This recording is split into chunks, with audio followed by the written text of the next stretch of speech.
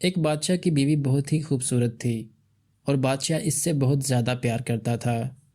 جب ان کے ہاں بیٹی پیدا ہوئی تو بیٹی کی پیدائش کے بعد بادشاہ کی بیوی کا انتقال ہو گیا۔ بیوی کے انتقال کی خبر بادشاہ پر بجلی بن کر گری اور پھر وہ ہر وقت افسردہ رہنے لگا۔ بیوی کے وفات کے بعد زیادہ تر شراب کے نشے میں ڈوبا رہتا اور باقی وقت خوبصورت کنیزوں کی صحبت میں گزار دیتا۔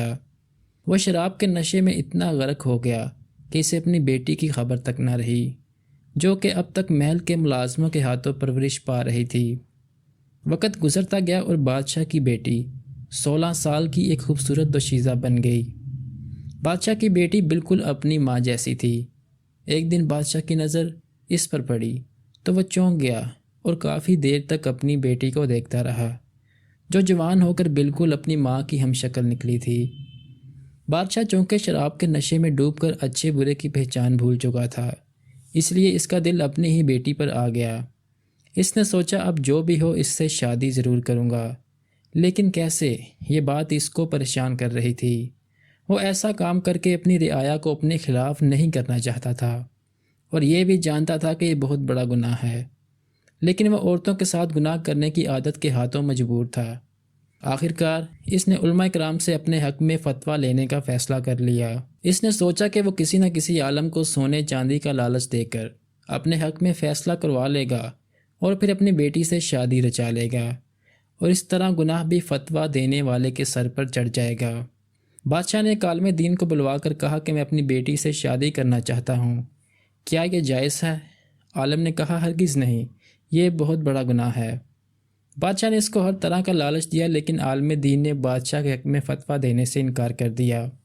بادشاہ نے غصے میں آ کر اسے قتل کروا دیا۔ پھر دوسرے عالم سے کہا کہ اس کے حق میں فیصلہ دے، لیکن اس نے بھی انکار کر دیا۔ بادشاہ نے اسے بھی قتل کروا دیا اور اسی طرح پھر تیسرے عالم دین کو بھی قتل کروایا۔ آخرکار بادشاہ نے چوتھے عالم دین کو بلوا کر فتویٰ مانگا اور پوچھنے لگا کہ کیا میری بیٹی مجھ پر حلال ہو سکتی ہے، میری بیوی بن سکتی ہے؟ عالم دین نے کہا ہاں بن سکتی ہے، اس میں کوئی مذائقہ نہیں ہے۔ بادشاہ یہ سن کر بہت حیران ہوا اور پوچھا کہ وہ کیسے؟ عالم دین نے بادشاہ کی آنکھوں میں دیکھ کر کہا، اے بادشاہ، اللہ تعالیٰ کے نبی کا فرمان ہے کہ جب تم حیا نہ کرو تو پھر چاہے جو مرضی کرو، تو جب تم نے بے حیا بن کر سوچ ہی لیا ہے تو تم پر کچھ بھی جائز ہے، کیونکہ تم بے حیا بن چکے ہو۔ اتنا سننا تھا کہ بادشاہ کو اپنی غلطی کا احساس ہوا اور وہ رونے لگ گیا اور اپنے گناہوں کی معافی مانگنے لگا۔ اس دن کے بعد بادشاہ نے اپنے گناہوں سے سچی توبہ کر لی۔ سچی بات تو یہ ہے کہ اللہ کے ولی حق بات کہنے سے نہیں ڈرتے، چاہے ان کی جان ہی کیوں نہ چلی جائے۔